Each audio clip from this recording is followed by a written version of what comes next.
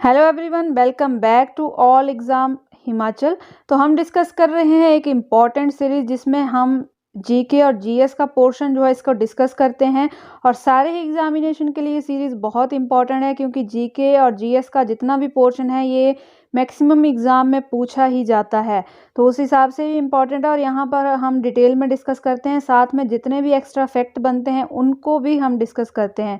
तो इम्पॉर्टेंट ये सीरीज़ है और अगर आप हमारे चैनल पर नए हैं तो चैनल को सब्सक्राइब करना बिल्कुल ना भूलें, ताकि कोई भी जॉब से रिलेटेड अपडेट हो तो वो भी मैं कोशिश करती हूँ कि यहाँ पर अपलोड जो है वो कर दी जाए, तो उसकी नोटिफिकेशन भी आपको मिल जाएगी और इसी तरह की सीरीज़ भी आपको यहाँ पर मिलती रहेगी। और साथ में किसी पर्टिकुलर एग्ज़ाम की अगर आप तैयारी कर रहे हैं और कोई पर्टिकुलर टॉपिक पे आपको कोई वीडियो चाहिए तो उसके लिए आप कमेंट बॉक्स में बता सकते हैं, ज़रूर मैं उस पे वीडियो बना के डाल दूंगी। तो आज का जो हमारा टॉपिक है, फर्स्ट क्वेश्चन है इसका, निम्नलिखित युग्मों में से कौन सा सुमेलित है। तो यहाँ पर 1857 का जो रिवोल्ट है उसके नेता दिए गए हैं और साथ में प्लेस दिया गया है कि किस प्लेस से कौन से नेता जो था ये संबंधित था। तो यहाँ पर जो फर्स्ट है ये जो है सुमेलित हैं बिल्कुल। जो फर्स्ट ऑप्शन है ये बिल्कुल राइट है। लखनऊ से जो संबंधित थे ये थे मौलवी अब्दुल शाह, और दिल्ली से जो संबंधित थे तो दिल्ली से खान, ये जो खां बहादुर खां है ये संबंधित थे। और इसके साथ ही जो नाना साहिब थे ये कानपुर से संबंधित थे। और कुंवर शाह जो हैं ये संबंधित थे बिहार से। मोस्ट इम्पॉर्टेंट है, एलाइड एग्जामिनेशन में ये अलग से क्वेश्चन पूछा जा चुका है कुंवर सिंह वाला। तो कुंवर सिंह जो थे ये बिहार से संबंधित थे। सेकंड क्वेश्चन हमारा है, निम्नलिखित में से किस वॉइसराय के शासनकाल में इल्बर्ट बिल विवाद हुआ था। तो इल्बर्ट बिल जो आया था ये लॉर्ड रिपन के टाइम में आया था।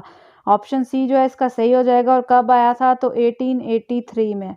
1883 में, क्योंकि डेट भी इसकी एग्जामिनेशन में पूछी जाती है। और ये इल्बर्ट बिल क्या था, तो इल्बर्ट बिल के अंडर जो था, जो जितने भी प्रांत थे सभी प्रांत में हाई कोर्ट स्थापित किए गए थे। ये इंपॉर्टेंट है इल्बर्ट बिल के बारे में।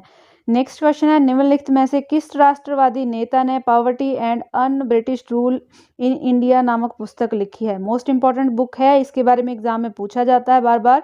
तो ये लिखी गई है दादा भाई नौरोजी द्वारा। इंपॉर्टेंट है। और कब लिखी गई थी तो 1901 में ये बुक लिखी गई थी और इंग्लिश भाषा में इसको लिखा गया था। लैंग्वेज की अगर बात करेंगे तो इंग्लिश में इसको लिखा गया था। और ये जो दादा भाई नौरोजी हैं इनके बारे में एक क्वेश्चन और यहाँ से बनता है, इनको किस नाम से जाना जाता है। तो इनको जो है grand old man of India के नाम से भी जाना जाता है। और ये जो थे तो ब्रिटिश पार्लियामेंट है जो यूके की, वहाँ जो हाउस ऑफ कॉमन है उसके एमपी रह चुके हैं ये। तो फर्स्ट इंडियन थे वहाँ के एमपी रहने वाले, ये यूके की जो पार्लियामेंट है ब्रिटेन की, वहाँ पर ये बतौर एमपी रहे हैं। नेक्स्ट क्वेश्चन देख लेते हैं। फोर्थ क्वेश्चन है, सत्य शोधक समाज की स्थापना किसने की थी। इंपॉर्टेंट है, बार बार ये भी एग्जाम में आता है। तो जो सत्य शोधक समाज है इसकी स्थापना की गई थी महात्मा ज्योतिराव फुले द्वारा। और कब इसकी स्थापना की गई थी एग्जाम में पूछा जा चुका है, रिपीटेड है।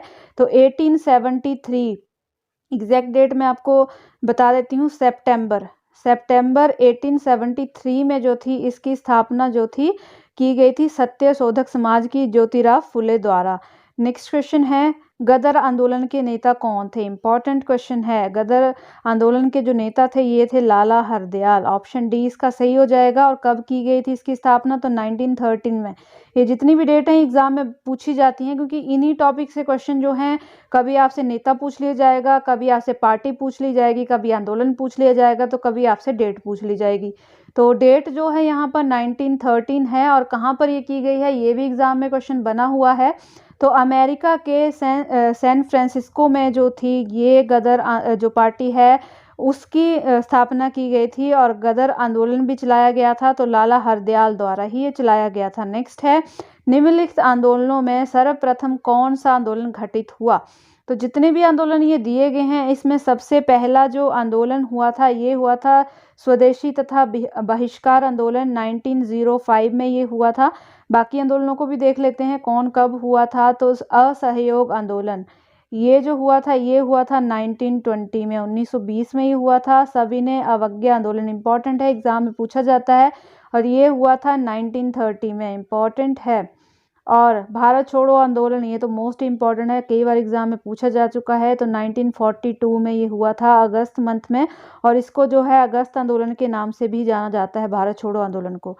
नेक्स्ट है, निम्नलिखित में से कौन सी घटना सविनय अवज्ञा आंदोलन के आरंभ को चिन्हित करती है?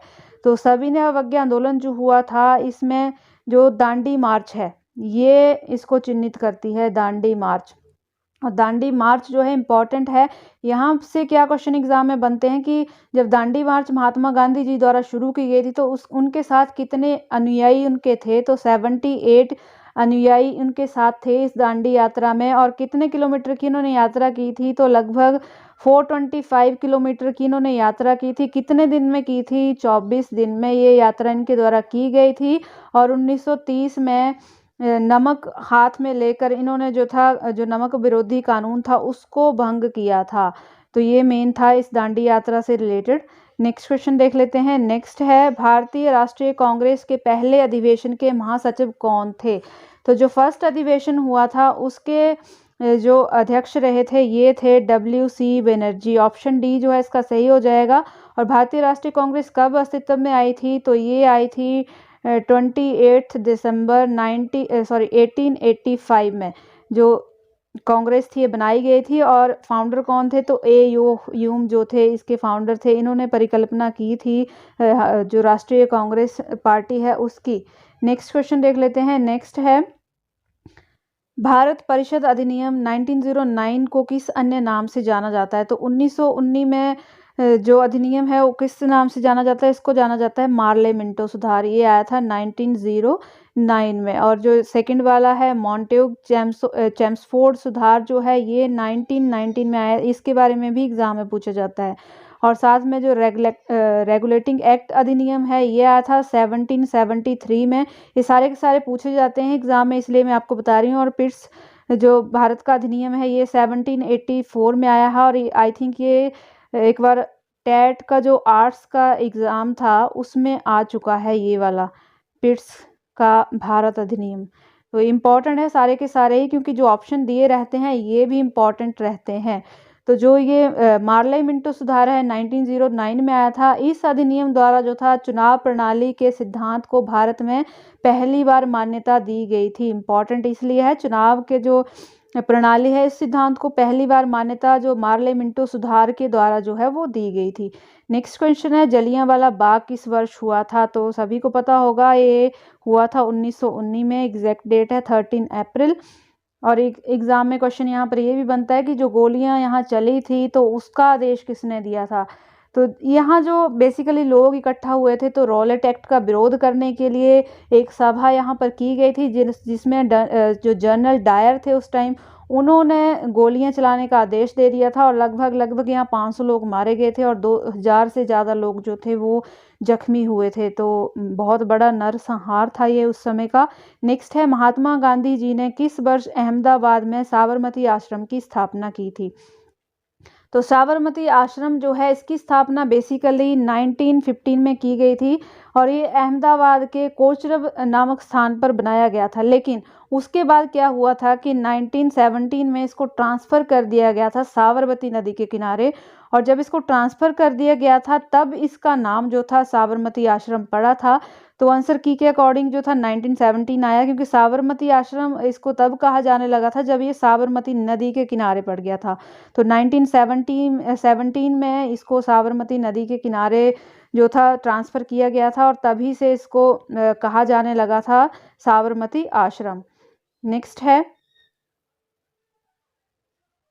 1933 में गांधी जी ने जिस पत्रिका का आरंभ किया उसका नाम बताना। तो पत्रिकाओं से रिलेटेड जो क्वेश्चन है एग्जाम में पूछा जाता है। और ये पत्रिका है हरिजन, जिसको 1933 में महात्मा गांधी जी द्वारा शुरू किया गया था। इम्पॉर्टेंट है। और इंग्लिश में ये आती थी पत्रिका और ये साप्ताहिक पत्रिका थी। और इसके साथ साथ हिंद स्वराज जो है इसको शुरू किया गया था 1909 में। और दक्षिण अफ्रीका में सत्याग्रह जब किया था इन्होंने 1924 में, तो इन्होंने एक अपनी ऑटोबायोग्राफी दक्षिण अफ्रीका में सत्याग्रह जो है ये अलग बुक है इनकी, और इन्होंने लिखी थी an autobiography the story of my experiment with truth, जो 1927 में लिखी गई है। और इनकी आत्मकथा भी है, महात्मा गांधी जी की है, वो लिखी गई है 1927 में। नेक्स्ट क्वेश्चन है, महात्मा गांधी जी से रिलेटेड जो है एलाइड में बहुत सारे क्वेश्चन जो है वो पूछे जाते हैं। तो नेक्स्ट क्वेश्चन है, महात्मा गांधी जी ने भारत में सर्वप्रथम कहाँ पर सत्याग्रह किया था? इंपॉर्टेंट क्वेश्चन है। तो चंपारण में सबसे पहले महात्मा गांधी जी द्वारा जो है सत्याग्रह किया गया था 1917 में, और भारत का पहला नागरिक अवज्ञा आंदोलन था ये, जो बिहार, बेसिकली बिहार में पड़ता है चंपारण, तो अगर बिहार लिखा हुआ आता है एग्जाम में तो उसी को टिक करना है। और उसके बाद हुआ था दूसरा सत्याग्रह, खेड़ा सत्याग्रह, जो 1918 में हुआ था। तो ये भी याद रखना क्योंकि खेड़ा सत्याग्रह भी कई बार एग्जाम में पूछा जा चुका है। नेक्स्ट है, यह किसका कथन था कि मेरा विश्वास है कि अगर केवल कायरता और हिंसा में चयन करना हो तो मैं हिंसा के चयन का सुझाव दूंगा। तो ये महात्मा गांधी जी का कथन था। वैसे तो ये अहिंसा के पुजारी थे, लेकिन यहाँ कायरता और हिंसा की बात की गई है, तो कायर होने से ज़्यादा बेटर ये मानते थे हिंसक होना। तो ये महात्मा गांधी जी का ही कथन था। नेक्स्ट है, महात्मा गांधी जी के राजनीतिक गुरु कौन थे? तो राजनीतिक गुरु थे इनके गोपाल कृष्ण गोखले जी। और एक क्वेश्चन और एग्जाम में बनता है इनके आध्यात्मिक गुरु का। तो इनके जो आध्यात्मिक गुरु थे उनको श्री राजचंद्र या रामचंद्र के नाम से जाना जाता है। तो कई बार रामचंद्र लिखा हुआ एग्जाम में आता है, कई बार राजचंद्र लिखा हुआ आता है, तो कंफ्यूज नहीं होना है उस टाइम पे।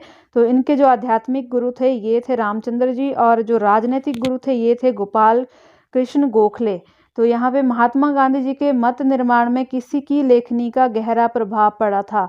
तो महात्मा जी के ऊपर जो उनका ओपिनियन था, इन्फ्लुएंस किससे हुए थे ये? तो इन्फ्लुएंस हुए थे किसकी आइडिया से हुए थे? तो लियो टॉल्स्टॉय जो थे उनके, उससे ये बहुत प्रभावित थे। तो ऑप्शन बी जो है यहाँ पर सही हो जाएगा, लियो टॉल्स्टॉय। नेक्स्ट देख लेते हैं, महात्मा गांधी जी ने हिंद स्वराज में निम्नलिखित में से किसकी कड़ी आलोचना की है? तो अभी अभी मैंने आपको बताया कि इन्होंने हिंद स्वराज नामक भी एक पत्रिका लिखी थी, थोड़ी देर पहले मैंने आपको बताया 1909 में लिखी गई थी ये। तो ये भी एग्जाम में पूछी जाती है, इसकी डेट ये कब लिखी गई थी, हिंद स्वराज जो उन्होंने लिखी थी। तो यहाँ पर बेसिकली जो है जो क्रांतिकारी राष्ट्रवाद थी उसकी आलोचना की गई थी, और साथ में जो पाश्चात्य संस्कृति है, वेस्टर्नाइजेशन है, उसका विरोध इस बुक में बेसिकली किया गया था। और नेक्स्ट है, सत्याग्रह का सर्वाधिक महत्वपूर्ण तत्व क्या था? तो सत्याग्रह का सबसे महत्वपूर्ण, यहाँ देख के ही आपको पता चल रहा होगा कि महात्मा गांधी जी अहिंसा को बहुत अधिक मानते थे। तो बेसिक सत्याग्रह का सर्वाधिक महत्वपूर्ण तत्व जो है वो है अहिंसा। नेक्स्ट है, गांधी जी के अनुसार पूंजी और श्रम के बीच किस प्रकार का संबंध है? तो पूंजी और जो श्रम है उसके बीच का जो संबंध बताया गया है महात्मा गांधी जी के अनुसार, ये है इंटरडिपेंडेंस, यानी कि अन्यो आश्रित, एक दूसरे पे डिपेंडेंट होना। ये वाला बी ऑप्शन सही हो जाएगा। नेक्स्ट है, भारतीय राष्ट्रीय कांग्रेस ने कब हिंदू धर्म से अस्पृश्यता के उन्मूलन का प्रस्ताव अपनाया? तो ये अपनाया गया था 1920 में। ऑप्शन डी जो है इसका सही हो जाएगा, 1920। और यहाँ पर जो ऑप्शन फर्स्ट दी गई है 1885, तो यहाँ पर जो है राष्ट्रीय जो कांग्रेस है इसकी स्थापना की गई थी। तो मोस्ट इंपॉर्टेंट क्वेश्चन थे सारे के सारे ही, क्योंकि एग्जाम में पूछे जाते हैं, और एलाइड में स्पेशली जो महात्मा गांधी का टॉपिक है वहाँ से बहुत सारे क्वेश्चन जो पूछे जाते हैं। तो ये वाले टॉपिक को अगर आप एलाइड की तैयारी कर रहे हैं तो वैसे तो सभी को एलाइड का पेपर देना चाहिए, बहुत ज़रूरी है, क्योंकि जो बेसिकली हम एक ही एग्ज़ाम के उस पे बैठे रहते हैं कि हमें कमीशन ही देना है, लेकिन नहीं, ऐसा नहीं है। हमें जितने भी एग्ज़ाम निकलते हैं वो सभी देने चाहिए, चाहे वो एलाइड का हो, चाहे वो एचएस का हो। अगर आपकी क्वालिफ़िकेशन उस लेवल की है तो आपको सभी एग्ज़ामों में अपीयर होना ही चाहिए। तो वीडियो कैसी लगी ज़रूर बताइएगा, लाइक और शेयर ज़रूर कीजिएगा, और साथ में चैनल को सब्सक्राइब करना ना भूलिए, ताकि इसी तरह के वीडियोज़ जो है वो आपको मिलते रहें। मिलेंगे नेक्स्ट वीडियो में। Thanks for watching.